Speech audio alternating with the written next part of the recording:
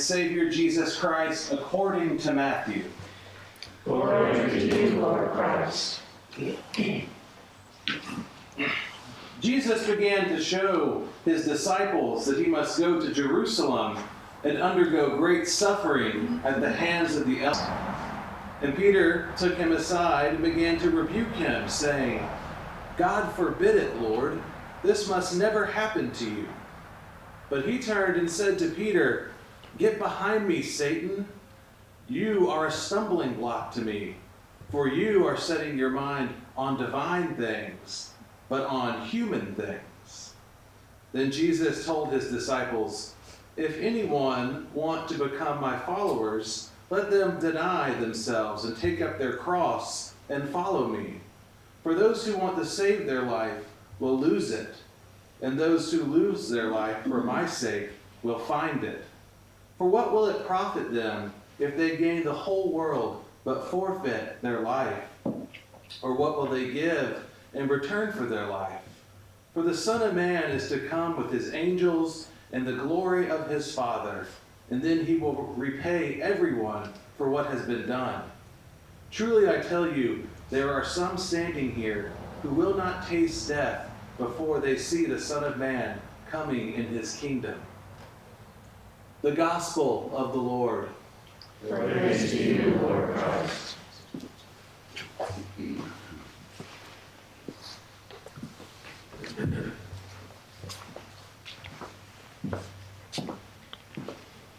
May the words of my mouth and the meditation of our hearts be acceptable in your sight, O Lord, our strength and our Redeemer. Amen. Amen.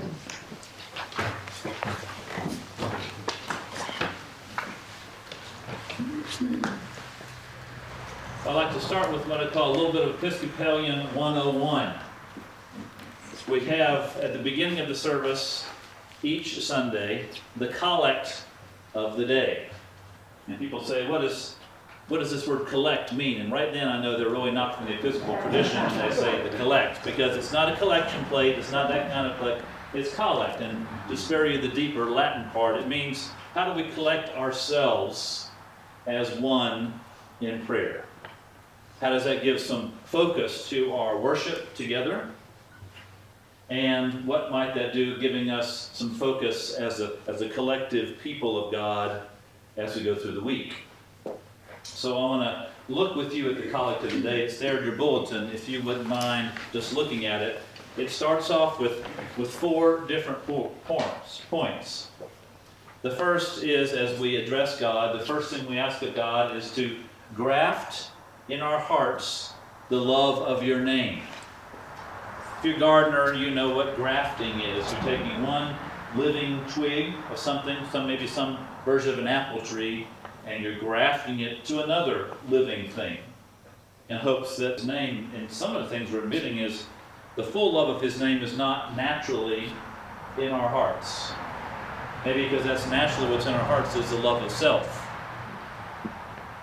So to graft into our hearts the love of your name is to bring in something new, something that's going to be life-giving and something that's going to be fruit-bearing. 2 living things coming together, but we need it. It needs to almost be forced in the way that grafting is forced. So graft into our hearts the love of your name. Increase in us true religion. As almost to imply that there is something as false religion, which indeed there is. And we have to be careful, as Jesus was trying to prompt the Pharisees. They knew their scriptures. They worshiped God, but somehow they had fallen in love with their religious things, maybe more than the spiritual things or the godly things. And I'm not talking about people who say, well, I'm spiritual but not religious, which is often just a way of their saying, I'm not going to come to church. Because I've gotten tired of organized religion. And there's some things about that I can understand. Even the clergy, from time to time, can get tired of organized religion or parts of it. But the part of being together is that we can have this truly religious life, which I would say is spiritual and religious at the same time. So increase in us true religion. which also brings to mind that very southern expression, I'm losing my religion. I grew up in Athens, Georgia, the home of REM, and they have a very famous song called Losing My Religion. And at first, when I heard that song, I have to admit, I didn't quite understand, why does this person, they sound like they want to lose their religion, but the point of that phrase is no, they don't want to lose their religion, but when losing one's religion is almost like losing one's way.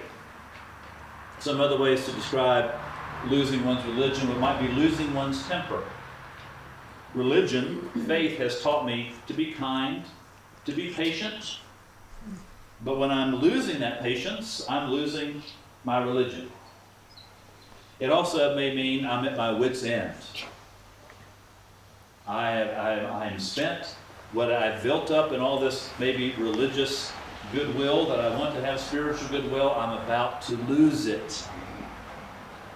It may also mean things are going so bad I feel like I'm about to lose my faith. Losing one's religion. 2020 may be one of those years.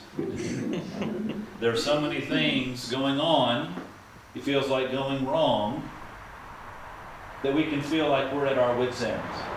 That we're really just about to lose it.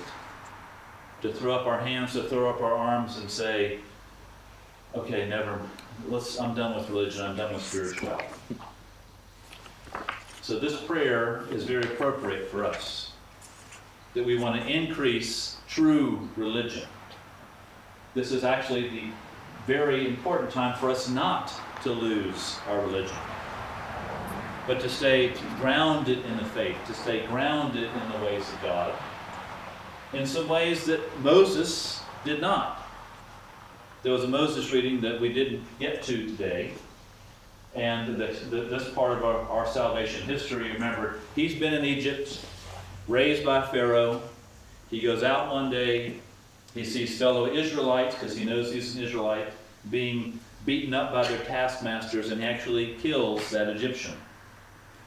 The next day, he's breaking up a fight between Israelites, and they say, what, are you going to kill one of us too if we don't do what you say? And at that point, he loses his religion, he loses his grounding, and he flees. And that's when he goes to the area of Midian, which is that area between what we know as Israel and Egypt, and he meets his wife there, and he's out there tending the flocks one day, and all of a sudden there's the burning bush. That's the story from today. And God says, take off your shoes, you're standing on holy ground, I'm sending you to Pharaoh. And what does Moses say? Here I am, Lord. That's why we chose that song today. Because anything that can be lost, like our religion, can be found. When we lose our way, we can find our way, or God can find us. So increase in us this true religion so that we don't lose our way. I think that's what Jesus is sort of saying to Peter, too. Get behind me, Satan. You've got some false religion going.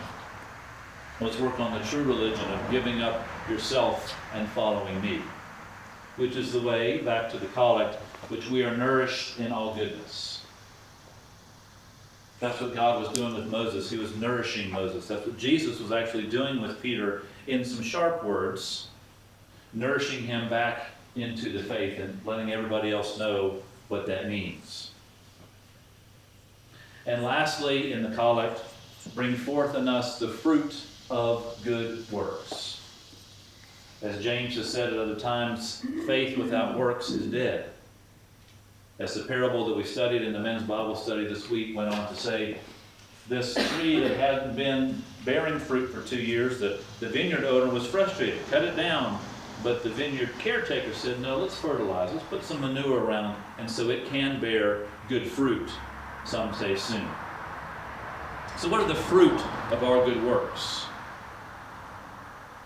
Well, one way to look at that would be through the Ten Commandments, which takes us back to Moses. You know, the burning bush is at the same place of Sinai where the Ten Commandments were given. Moses took the people back there once they were freed, and these were the works that they were going to do. Loving God, having no idols, not coveting, not bearing false witness, not murdering, all those things. Those are a kind of fruit. But I think even more importantly for today, some of the fruit of good works are described in Romans 12, what Doreen read for us. So I also want to go through these verse by verse as if they are something to graft into our hearts as well. Let love be genuine. Hate what is evil. Hold fast to what is good. That's the way to head towards true religion. Love one another with mutual affection. Outdo one another in showing honor. Do not lag in zeal. Be ardent in spirit, serving the Lord. Sometimes we, particularly when we get fearful, when we're losing our religion, we become a very self-serving person. This is reminding us that serving the Lord is our first and foremost thing in what we do. Rejoice in hope, be patient in suffering, persevere in prayer. There are lots of ways that we suffer all the time, 2020 aside, but also in 2020. We suffer when people are grieving. We suffer when a nation is grieving.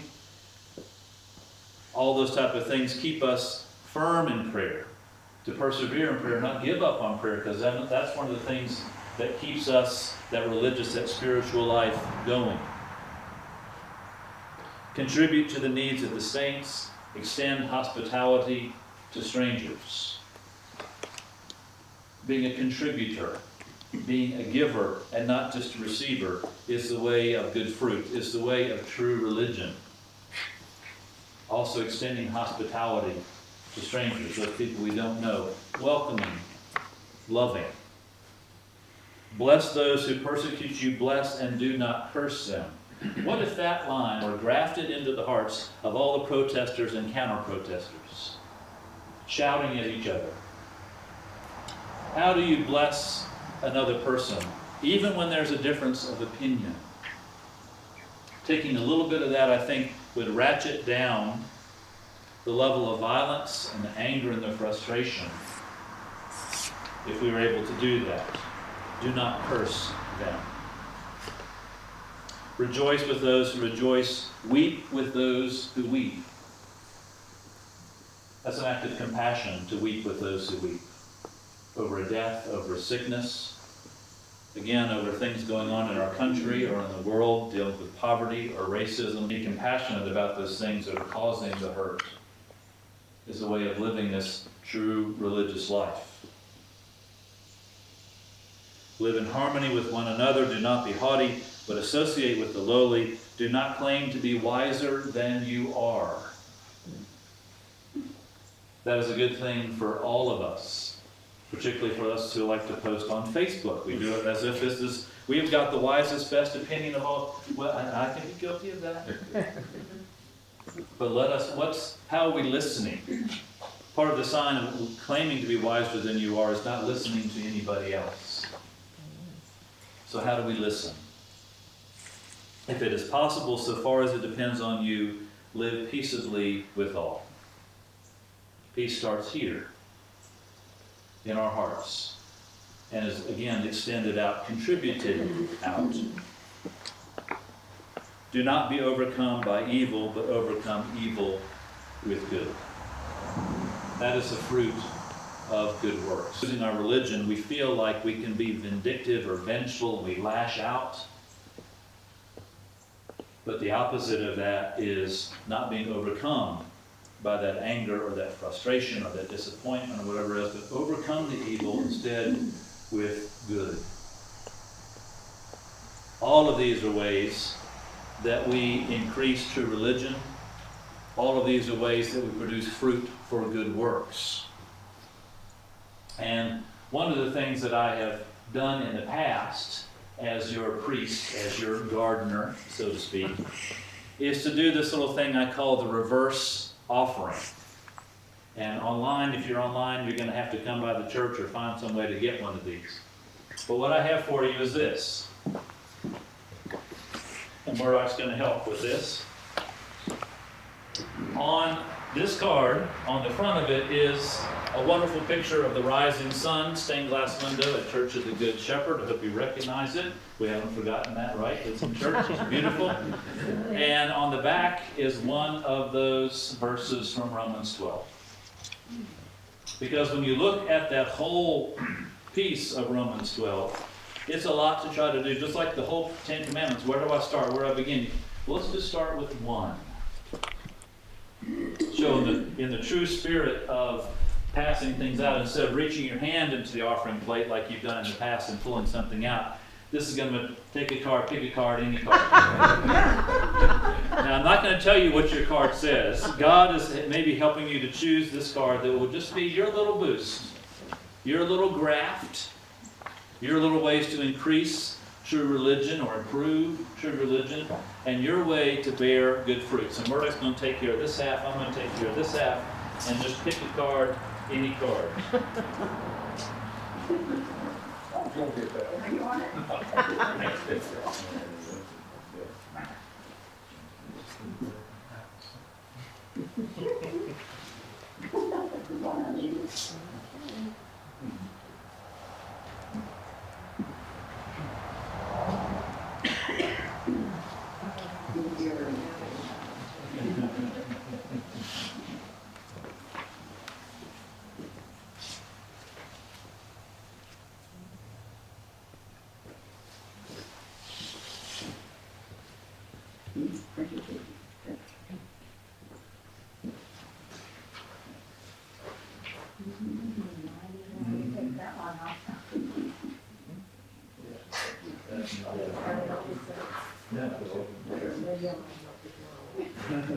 That may be the point.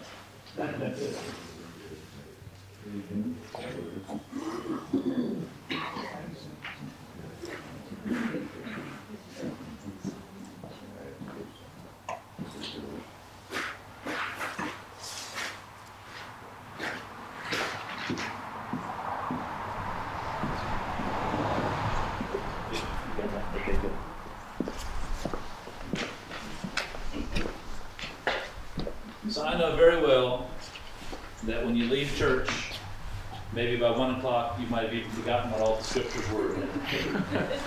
This is your way to hold on to it, put it on the refrigerator, your mirror, your wallet, wherever it might be helpful, and carry it around for this week.